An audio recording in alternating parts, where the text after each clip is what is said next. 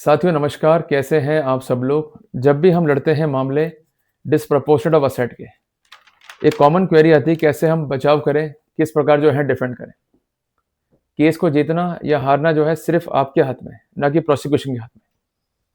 क्योंकि प्रोसिक्यूशन ने क्या किया, आपके घर में आए, सर्च किया नहीं किया, बताइए, किया ना। उसके बाद क्या किया, उन्होंने एक रिपोर्ट जो है तैयार किया जिसको हम कहते हैं सर्वे रिपोर्ट। उस पर ये मांगते हैं आपका उत्तर, आप उत्तर दे नहीं पाते हैं या इनको स्पष्ट नहीं कर पाते हैं, तो अल्टीमेटली ये लॉन्च करते हैं एफआईआर। उसके बाद करते हैं अग्रिम जांच और फाइनली करते हैं आपको चार्जशीट।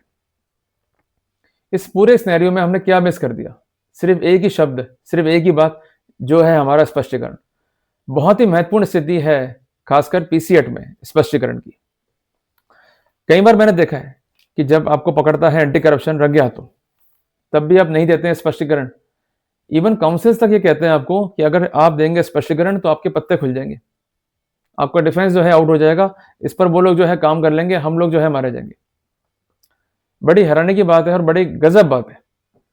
हम रहते हैं भारत देश में, हमारे देश में है rule of democracy, and despite of that आपको अधिकार है to save your life and liberty. उसके बावजूद भी आप लोग खामोश हो, चुप हो, समझ में नहीं आता क्यों। देखो, अगर आप दोगे स्पष्टीकरण और आपके स्पष्टीकरण में अधिकांश फैक्ट ऐसे हैं जो कि हैं अनकॉन्ट्रोवर्टेड, तो वहां पर मेहनत करनी होगी एसीबी को या विजिलेंस को। अगर वो लोग मेहनत नहीं करेंगे या आपके केस में फेयर जांच नहीं करेंगे, तो ultimately you could chalk out a case for the unfair investigation. और ये बात मैं नहीं कह रहा हूं, जजमेंट है ऑनरेबल सुप्रीम कोर्ट का। जजमेंट का डेट है दिनांक 6 अगस्त 2025। इस केस में क्या हुआ था कि जो अक्यूज्ड है वो हुआ था प्रोसिक्यूट एज पर सेक्शन 13 सब क्लॉज 1 सब क्लॉज ई और पीसी एक्ट। जो ये मामले हैं जुड़े होते हैं डिस्प्रपोर्शनेट ऑफ असेट से। वर्तमान में ये सेक्शन जो है हो चुका है धारा 13 सब क्लॉज 1 सब क्लॉज बी और पीसी एक्ट। इस केस में आरोपी जो है एक्विट हुआ, मामला जो है सुप्रीम कोर्ट तक गया, स्टेट की जो है बड़ी हार हुई। कोर्ट ने कहा कि जो आरोपी का है स्पष्टीकरण, उसका जो इम्पैक्ट है वो है प्रोबेलाइजिंग। अब कैसे उसका इम्पैक्ट था प्रोबेलाइजिंग, ये जानना जो है काफी इंपॉर्टेंट है। सबसे पहले आरोपी ने जोर दिया सोर्स पे और उसके ऑथेंटिकेशन पे। आप लोग क्या करते हो, जब भी सामने फाइल होती है हमारे, आप फाइल को पढ़ते तक नहीं हो, आप काउंसिल को जो है फाइल दियाते हो इस विश्वास से कि काउंसिल जो है पढ़ लेंगे, हमारे लिए मेहनत करेंगे। देखिए, उनके लिए सिर्फ एक केस है, आपका केस आपके लिए यूनिक होना चाहिए। उदाहरण के लिए आप किसी के पास जाइए, आप सुनाइए उसे अपनी बात, वो सुनेगा नहीं, क्योंकि उसे कोई इंटरेस्ट नहीं है आपके मामले में जानने को। तो इसलिए आप ही को मेहनत करनी होगी। तो सोर्स से मेरा मतलब क्या है, वो समझ सोर्स जो कि बनाते हैं income, and source must be authenticated, ये है रिक्वायरमेंट। और यही बनता है फिर एक स्पष्टीकरण।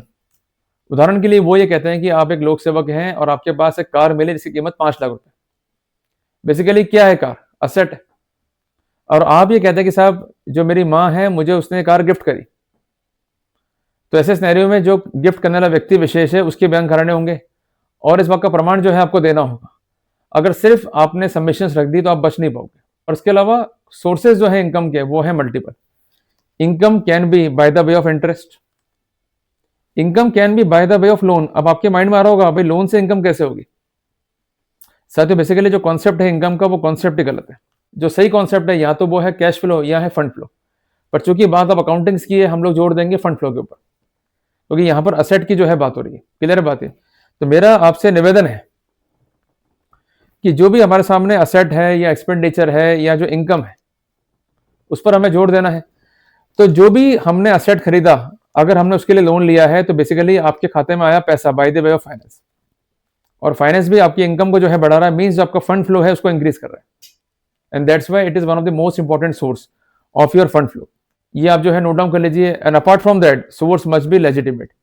अगर ये रिक्वायरमेंट्स आपने फुलफिल कर दी तो वहां पर आपको फायदा मिल जाएगा। पर पुनः एक बात कहता हूं कि बर्डन जो है प्रोसिक्यूशन पे है, उन्हें केस को जो है प्रूव करना है। यहाँ पर प्रिजम्पशन नहीं है धारा 20 का, आपको सिर्फ देना है स्पष्टीकरण। और वो कैसा होना चाहिए, प्रोबेलाइजिंग इफेक्ट वाला। अगर वो है तो फायदा आप ले जाएंगे।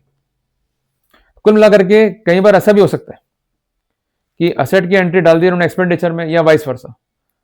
तो इस प्रकार यदि हुआ है तो हम वहां पर फायदा ले सकते हैं।